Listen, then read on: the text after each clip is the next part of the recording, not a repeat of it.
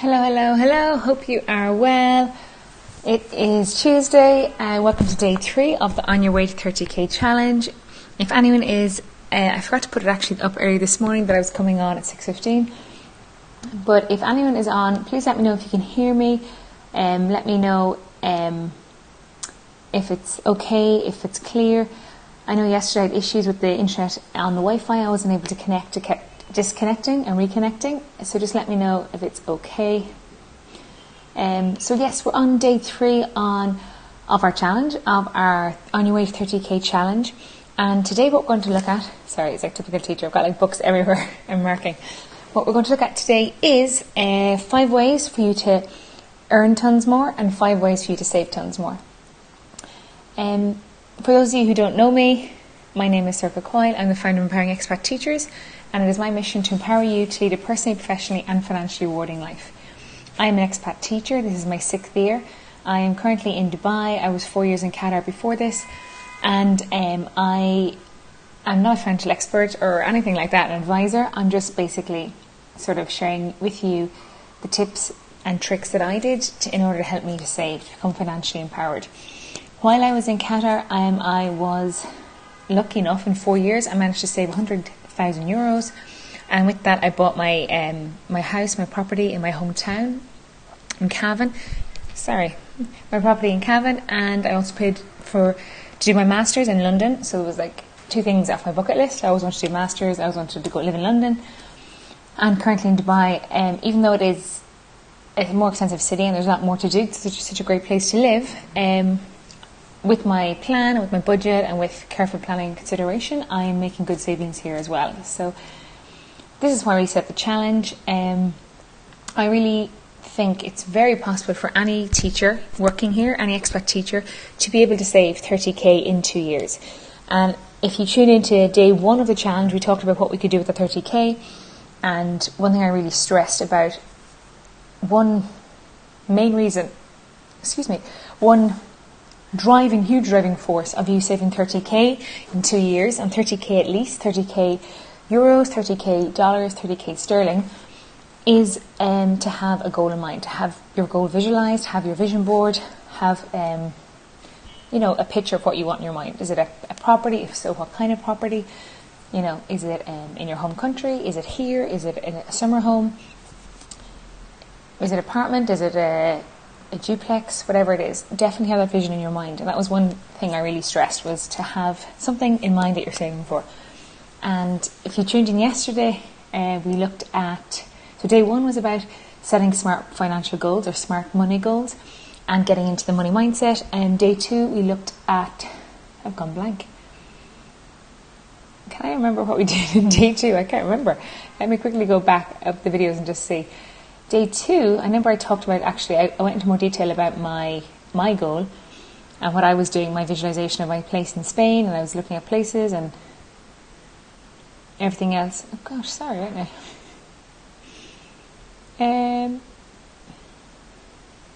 Sorry, I can't remember. I've written down here, sorry. Here we are. Day 2, yes, was create your 30k in 2 years plan. Sorry, that's what we were doing. Create your 30k in 2 years plan. And again, the video's down there on the group still, so do check it out. And I was talking about how you should write everything down, keep track of your spending. Some people suggested using apps in the group, which is really helpful. I suggested using a little notepad that I have there that I managed to lose in 2 seconds. I don't know where it is. Some people recommended doing right here it is. Read a book. Okay, some people recommended we would also lots of different tricks and ideas to help us save, and I really would recommend and really ask people to share their tips on the group as well, because we're all helping each other. And we also talked about how to make a budget, and if you tried it before, did it work for you? And if it didn't work for you, why? So lots of different things there. So you can definitely go back and check those 2 videos. They're still up there on the group. Now today I'm going to talk about 5 ways to earn a lot more and 5 ways to save a lot more. And I'm going to just get my pen ready. Gosh, this is like terrible. I'm like so disorganized tonight. So the first thing I would say, where my pen? What's this? Sorry guys. Anyway, the first thing I would say, 5 ways to earn a lot more money. And the first one I kind of spoke about a bit about yesterday. And what I said about earning more money. Should I start with earning or saving? Let's go with earning. Okay, number one. First thing to earn more money, definitely research your package before you say yes. Research your school, research see your contract, find out if it's the best package for you. Make sure you're getting a good deal for yourself or a fair deal for yourself for your year's experience, for your qualifications. So it's really important from the get-go. Number one, to earn more money is to actually research something before you sign the contract and say yes to it. And that's something I really recommend. And I do have an article I put up there. I think it was something like 7 ways to find out the schools really like, and I definitely recommend you look up those things, those websites I mentioned. So one way you could be in the group is to put a general question. Hi, I've been offered a job. You don't necessarily have to name and shame the school or anything like that, but just say, I've 3 years experience in the British curriculum, offered a job in Dubai at a British international school, been offered this. Is this a good package? Is this fair? Will I be able to survive in this? Or, this is my rental allowance. Is this viable? Can I actually get a property? And so that's step one, to make sure you do that. So research the school really, really well. You look right for little clues, Sometimes in some cases, if a school employs a lot of teachers from countries that are cheaper to live, sometimes, this is not always the case, but sometimes it could be from other Arab-speaking countries, sometimes South Africa. If there's a high number of teachers, sometimes that might mean the salary might be less than you could expect in possibly another school. But that's a general rule, and I don't wish to insult anybody or anything like that. But sometimes you can tell by how many staff, if they're from if the cost of living is cheaper and they have a lot of people from that country, it might mean that the salary is that little bit lower. Second thing I would say also would be to, yes, that's the first thing. Definitely check out your package, research the school, double check everything. Number 2, I also would say, if you're given a rent allowance, you should really check the property websites in that country to make sure it covers. Because if you end up paying out of your own pocket for accommodation, that's really, really expensive. So you could go on Property Finder, you can go and do Bizzle. I have an article, I'll put it in there for you. There's also ones I have for Qatar, for different places. Do check out the price of property before you say yes to the rental allowance, because if it's significantly lower, then you might end up paying out of your own pocket, and that will affect your earnings. Okay. Number 3, third thing I would say would be, if your school contract allows it, definitely you should do some tutoring. Once a week, twice a week, whatever it is. There's always always students out looking for tutors, whether it's help with their homework, help with exams, help with whatever. Definitely get on with your tutoring, because that will be a real boost in your savings. Some people, tutor quite a bit, and they're able then to sort of save their salary and live off their tutor money. Okay, it also keeps you busy, so you're not maybe wandering to the mall or spending money that you don't really need to spend after school. Okay, so that's number 1, 2, 3. That was 3. Number 4, and someone asked me about this on the group, and before, I think it was during the week, we're quite lucky. Being abroad, being expat teachers, we tend to get 8 weeks holidays, which is longer than the UK, not as long as Ireland, but longer than the UK. And I find that myself personally, the 8 weeks is quite long. We're so lucky. If we want to do an amazing trip, we definitely can. What I've tended to do is I usually tend to work for 4 weeks, and then I usually tend to have a holiday for 4 weeks, because most other jobs can survive for 4 weeks holidays. So I just think, why don't I? So I have always tried to find a job. Hi Julie, how are you? I've always tried to find a job for the summer, and there's a range of ways you can find a job for the summer. So the lighting there. So you can do sorry, my head's cut off. Oh well. You can do something like, you can try get a job in where you used to work when you were back in uni. You could also see if your school here, some schools abroad do summer camps in the summer, and you get paid extra for that. So can you do that? Because if you're paying for your rent over the summer, you may as well stay here. You could also do something like what I have done is I have always worked in a summer school over the summer. So definitely go on TEFL.com and check out the summer schools. Do your research, because some pay is brilliant, some pay is average, some pay is okay. Do your research. I tend to do mine in the UK. They do them in old boarding schools, and not old, they're very modern boarding schools, but because private schools in the UK, boarding schools finish earlier than state schools, they're free. So then the summer camp company come in, take them over for a month or two, and it's quite fun. You still might be teaching, but it's actually a much more relaxed environment. You might be doing more project-based work. Your students might be eager to learn. They're enthusiastic. You can do real alternative stuff with them. And I know more and more summer schools, like traditionally it used to be just sort of like English teachers, English second language teachers, modern foreign language teachers, but now more and more schools are actually doing preparation courses for students who are coming from abroad to study in the UK. So they might need a maths specialist, they might need a physics specialist, a business specialist. So it's not just for English teachers. So definitely check that out. If perhaps you don't want to fancy doing that, you don't want to do teaching for the summer again, that's fine. You can be an activity monitor, an activity leader, you can be a house parent, you can be a welfare officer, safeguarding children. And they're all, again, different roles, and the pay is usually really, really good. If sometimes you're working in the UK, I know for me, particularly if you're working abroad, you probably don't get taxed that much because you don't reach the threshold for tax. The accommodation's paid for, you live on site in the boarding school, your meals are all covered. So it's actually a great way to save money. You don't have a chance to spend that much money, and then you get a huge lump sum at the end. And they usually give you like a 12.5% holiday pay. By law, they have to give you might get discretionary bonus. And that really, I've done that every summer, apart from maybe 2 or 3 summers in my whole life, and it's honestly boosted my savings massively, because I end up saving at least a month's salary from my school, because I get my summer pay, and then I end up saving that money as well, and I'm spending less because I'm working. So definitely recommend that. Was that number 3? Number 4? Is that right? Yeah. Next one. I would say I've been looking at that recently, and I'd love you guys to get back to me on this one. I haven't done it myself personally, so I'm just saying what I've heard, but what I would like to do myself when I go back to Europe is online tutoring. So I know it's not as much, it's not as much as we could earn here for tutoring, but however, you do get to do it to come from your own home and choose your hours. But I've heard a lot about online tutoring. I'd be really interested in the group if anyone's actually tried online tutoring. I don't know how it would work here, considering that Skype is now banned or blocked in the UAE. But do let me know if you've been online tutoring and how it went for you. I think you can earn like an average $20 an hour. I know it's significantly less than you could if you're tutoring in person, but it is from the comfort of your own home. There's no travel time, no traffic. Okay. Hi, Julie. Excellent. And the last one, to earn more money. Gosh, I'm trying to remember what they are now.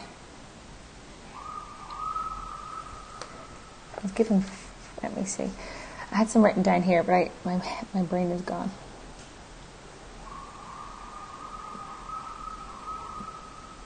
Oh yes, yeah. Another way to earn more money. So I've said about tutoring, summer schools. Oh yes. Also, can you?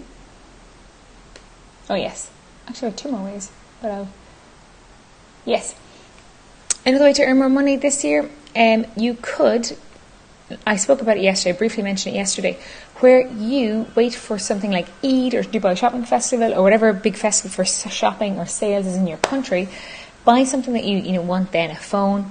And if you get anything like free with it, for example, my phone, I got a really class speaker that was worth like €100 last year.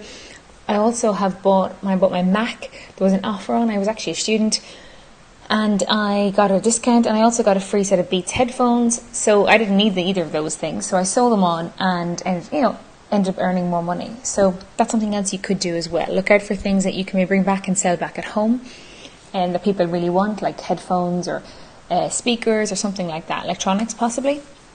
And then the last one I said was, yes, look at your credit card. If you're good at credit cards, can you get a credit card that will help you earn more money? So can you get air miles, so you'll earn more money to spend on flights? Do you get cash back? Can you get discounts? Do check out the deals. If you're in Dubai or in UAE, go to Sukamal and check out the credit card details there. I'd also recommend popping into banks, seeing what special offers they have in terms of credit cards and accounts. There's definitely ways you can earn more money in that sense, but Only use the credit card if you're good at using a credit card. Don't get yourself into debt otherwise, okay? Now, anything there? Anyone else got to add anything there? Is there anything I've forgotten? Other ways that you can remind me about, say, about earning more money? What do you guys do to earn more money? Any tutors? Hi Emma, how are you? Have any tutors maybe? Has anyone done what they bought something here and they bring it back to sell at a profit back home? What about researching schools, negotiating your salary if you're not happy with it? Do let me know what you do. So let's go on to 5 ways to save tons more. Okay? Hi Emma. Yes, it's Soukamal, Soukamal. It's a UAE website. Okay.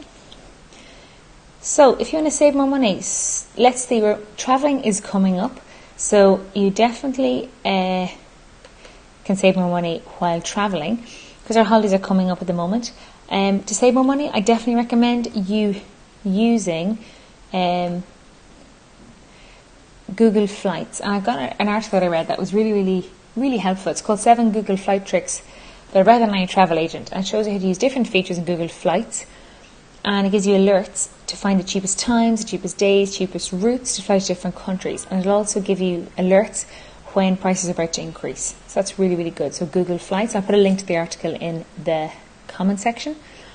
Another way to save more money, I definitely recommend, I'm so surprised more people don't do it, is signing up for a loyalty card with the airline you fly with the most. Or signing up for all of them, to be honest. Because I know with my one in Qatar Airways, even though I didn't fly Qatar Airways much, apart from short stays or if it was a sail on, I was able to use my points at the duty free. And I'm pretty sure you can do something similar here as well. You can use any miles or points at duty frees.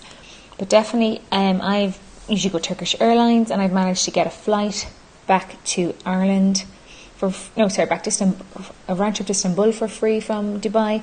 I also have almost got enough to get another round trip. And it's really, really brilliant. So, and it costs you nothing, and you just present it or put it in every time you book a flight. That's 2 ways.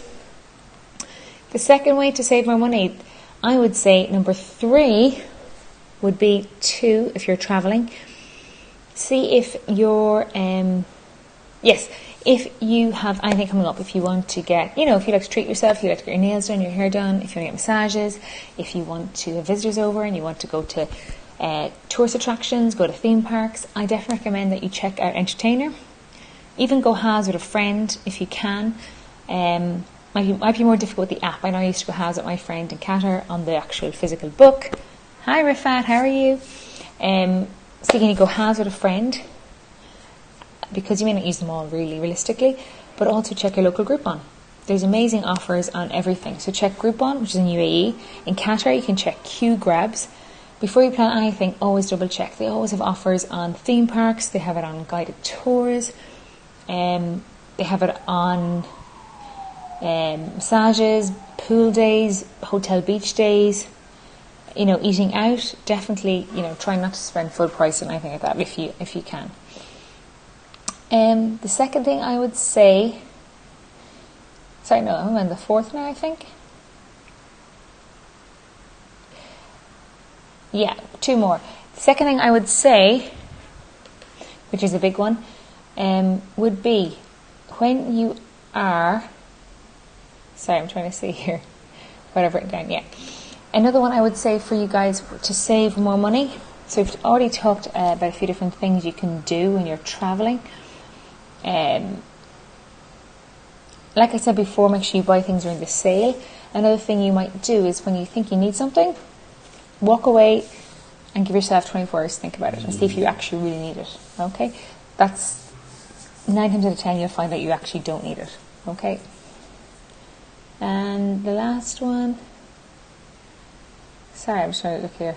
Yes. This is for Irish teachers. Oh, super. Isn't app. Oh, I'm going to check that one out. Thank you so much, Emma. Thanks, guys. It's great if you share what you know. That's brilliant. I'm going to definitely download that.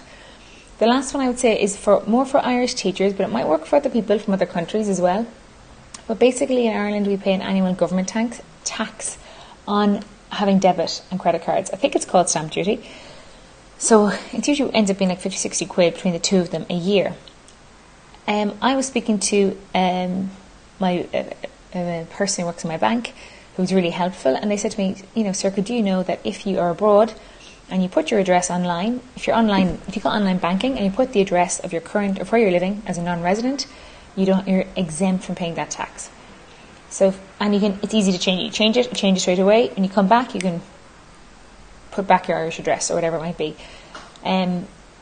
So that's like at least 50, 60 euros you're saving there just by changing your address on your online banking. And it shouldn't affect anything. I would actually ask you to please, or recommend you consult your own bank before this, consult your bank manager and double check that you won't be affected.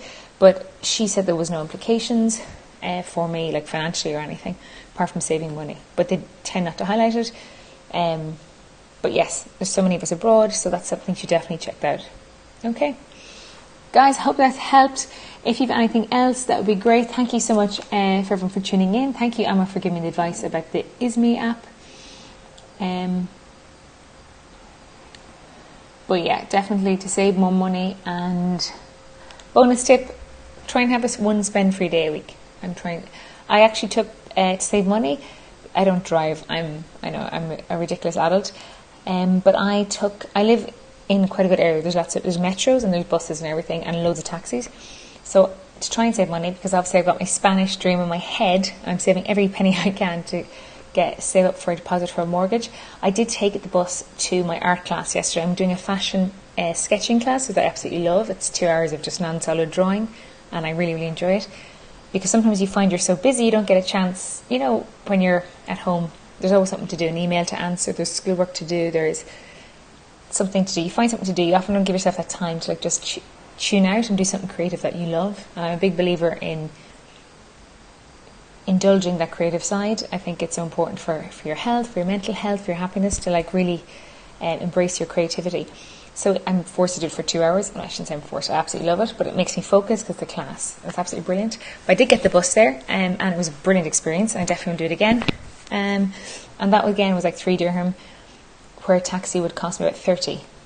So 27. But if you think about it, I go there and back, and it's for 6 weeks. So that would be a bit of a saving when you accumulate it. So, yeah. Oh, super. Kiwi.com. Excellent for cheap multi-flights. Oh, super. Thank you, Emma. That sounds great. Good. So Kiwi.com. I've also heard good things about booking. Skyscanner is one I usually use. Google Flights. I heard things about Expedia. Do check out these things to make sure they haven't got a cost. Some, though, when you book it, you pay them a fee. I've been caught once before with some company. Even though it was initially cheap, by the time I added their fee on, it was not very reasonable. Not as a good deal as I'd originally thought. Should I say anything else there? Yeah. Okay, guys. Thank you so much for sharing your tips.